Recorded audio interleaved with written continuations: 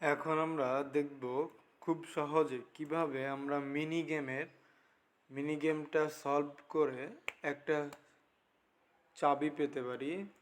তাহলে চলুন সেটা দেখা যাক। প্রথমে আমরা প্লে গেমে দিয়ে যাব। যাওয়ার পরে প্লেতে দেব।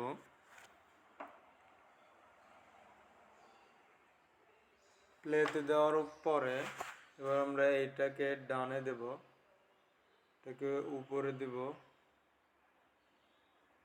এটাকে বামে দেব, এটাকে নিচে আনবো, এটাকে বামে দেব, ডানে দেব, উপরে আনবো, এটা মিশাবো, নিচে নিয়ে আসবো, এটা নিচে নিয়ে আসবো, ঠিক করবো, উপরে নিয়ে আসবো,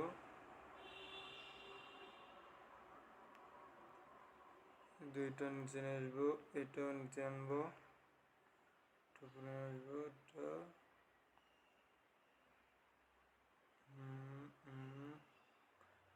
এই যে এই দেখতে পারলেন আমরা কিভাবে সুন্দরভাবে মিনি গেমটা সলভ করলাম। এরকম ভিডিও পেতে আমার চ্যানেলে লাইক, কমেন্ট এবং সাবস্ক্রাইব করতে ভুলবেন না। Thank you.